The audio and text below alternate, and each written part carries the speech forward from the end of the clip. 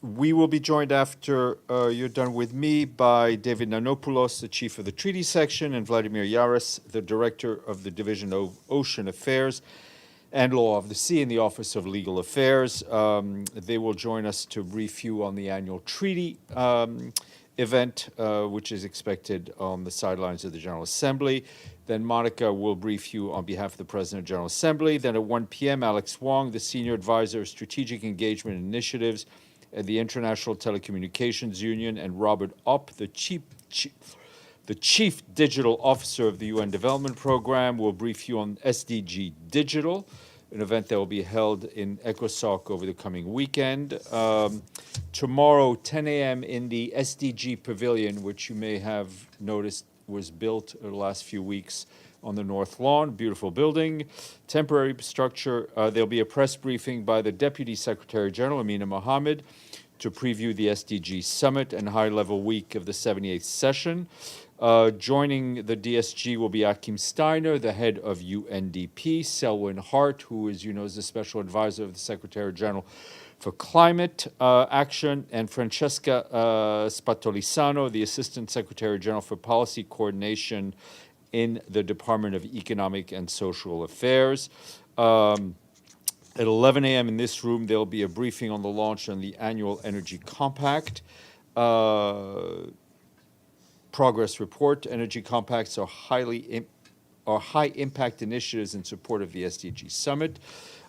Speaking there will be Damilola Ogunbiyi, the Special Representative of the Secretary General for Sustainable Energy for All and co-chair of UN Energy, and she'll be joined by Hao Yong Shu, the Undersecretary General and Associate Administrator of UNDP. That'll be tomorrow. Back to today, the Secretary General took off for Cuba a few hours ago. As he told you, he is on his way to the G77+China Summit in Havana. Today, he is expected to meet with President Miguel Diaz-Canel and other senior Cuban officials. He will also meet with the UN team on the ground. And tomorrow, he will deliver an appeal at the opening ceremony of the summit, in which he will ask these countries to champion a system rooted in equality, a system ready to reverse the injustice and neglect of centuries, a system that delivers for all humanity. He will also reiterate his call to reform the international financial systems and multilateral institution to reflect today's world and ensure the voices of developing countries. Turning to Libya, Martin Griffiths, the emergency relief coordinator, said today that the scale of the flood disaster in Libya is shocking as it is heartbreaking. Entire neighborhoods were wiped off the map. He said that thousands have died, tens of thousands are now homeless, and many more remain unaccounted for. Mr. Griffiths said the UN is on the ground and we are deploying a robust team to support and resource the international response in coordination with first responders and Libyan authorities. He immediately released $10 million from the Central Emergency Response Fund, and a humanitarian appeal for $71 million for immediate needs in Libya was issued today to respond to the most pressing needs of 250,000 people out of an overall 884,000 people in need. The appeal may be updated when additional information becomes available. As you may have seen, Professor Pateri Talas, the head of the World Meteorological Organization, said today that the tragedy in Libya highlights the devastating and cascading consequences of extreme weather on fragile states and shows the need for multi-hazard early warning systems, which embraces all levels of governments and society. Turning to the Democratic Republic of the Congo, the Office for the Coordination of Humanitarian Affairs says that since the beginning of the month, 50 civilians have been killed in Ituri province. The attacks in the territory of Jugu, Irumu, Mahagi bring the total number of people killed in the province so far this year to 700. Our humanitarian partners continue to step up aid in the province, including emergency food support. They reached more than 400,000 people in Ituri in August. OCHA continues to negotiate humanitarian access with the provisional authorities. Violence in Ituri has displaced more than 1.7 million people, with more than one-third of the province's population uprooted in the last 18 months alone. Turning to the situation in Syria, Volker Turk, the High Commissioner for Human Rights, said today that the recent outbreak of fighting in the northeast between Kurdish-led Syrian Democratic Forces an Arab-led Deir ez-Zor military council has heavily impacted civilians and risks worsening an even already dire humanitarian crisis. He added the warning signs of further fragmentation to the conflict are alarming.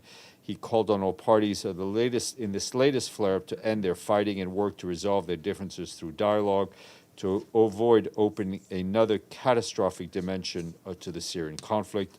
For his part, Special Envoy for Syria, Geir Pedersen, said that he continues to follow with concern the situation in Zueda, stressing the need to protect civilians and respect the right to peaceful protest.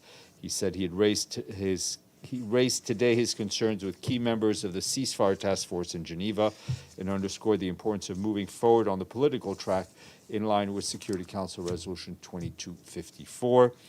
Back here this morning, the Security Council held an open debate on maintenance of international peace and security, advancing public-private partnership. Briefing council members was Cindy McCain, the head of the World Food Program. She pointed out that demands for the World Food Program services are rising relentlessly, and this is happening right across the UN and the wider humanitarian system. She said that up to 783 million people do not know when or if they will eat again. Ms. McCain noted that WFP has had to make agonizing choices to cut food rations for millions of vulnerable people, and sadly, more cuts are on their way. She warned that this is the humanitarian community's new reality, our new normal, and we will be dealing with the fallout for years to come. And a new multi-agency report coordinated by the World Meteorological Organization says the lack of progress on climate crisis undermines the global efforts to reach the Sustainable Development Goals.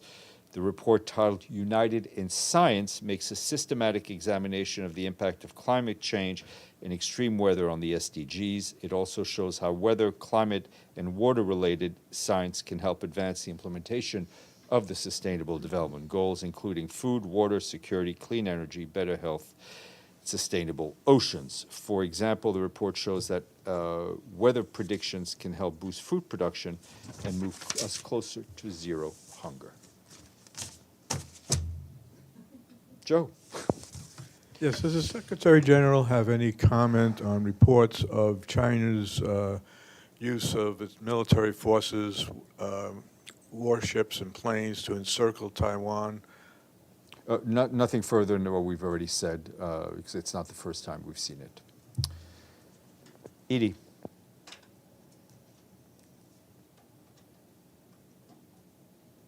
Thank you, Steph. Can you give us an update on any new actions that the UN might be taking next week on reviving the Black Sea Grain Initiative? For instance, is Rebecca Greenspan involved in doing anything? Is she going to Moscow? I don't think she'll be going to Moscow. I have to check her travel. I mean, nothing more than what Secretary General said to you yesterday. And is there an update from the UN on the situation in Haiti and the prospects of a Kenyan police No, I mean, unit this would be deploying? a non-UN multinational force. My understanding from what the reports we've seen is that discussions are ongoing. What we do know is that the situation in the country continues to deteriorate. Senor.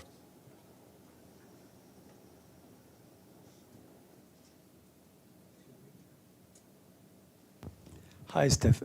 On the Western Sahara, last Monday, the Secretary General met with the leader of the Front Polisario. You didn't release, as far as I know, any statement or communique. I wonder why. Ghali said that he has been very critical with the United Nations. What did the Secretary General reply? And finally, will we ever have the occasion to see Mr. de Mistura here, now that he has visited for the first time the territories? Thank you very much. I have nothing for you right now on the meeting. Mr. de Mistura, we will try to see when we can get him here. As you know, he's always happy to speak to reporters when he feels it can move the process forward. And I'll have an update on his travels shortly. Carrie, then James. Thanks, Steph. Yesterday, the SG talked about how outdated the multilateralism tools were. So we know he's really committed into the finance multilateralism tools. But we guess also that he was talking about the need to reform the Security Council. What has he planned for next week? Has he planned Bilat and to talk about it at Bilat? Has he planned a special meeting about it? Do you have something in mind? He has raised this issue very publicly for quite a long time, talking about the outdated structure of the Security Council, including the fact that there is not one representation from the African continent on the council. This is an issue he brings up regularly with member states, not only in public but in private. But at the end of the day, any change on the structure is one for member states to move forward on. And as you know, I think there are definitely there have been discussions in the General Assembly format for quite some time on this. Any meeting next week about it? Well, I mean, you could ask Monica if there's anything planned within the General Assembly, but as I said, these are issues the SG brings up regularly. Yeah, it was a follow-up on what you just said on Western Sahara, your non-answer on Western Sahara.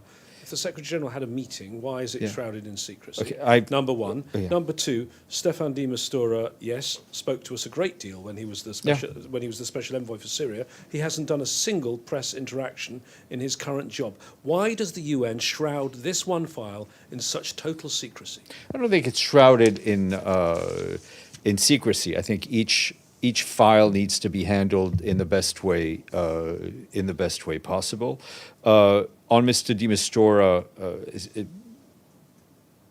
I mean, you've known him as long as I have, and I think he is very scientific, one could say, in how he interacts with the media. And I think when he feels it can help move the process forward, he will do that. What I can tell you is that he is in Algiers, where he had useful meetings with the foreign minister, Ahmed Attaf of Algiers, about the Western Sahara political process.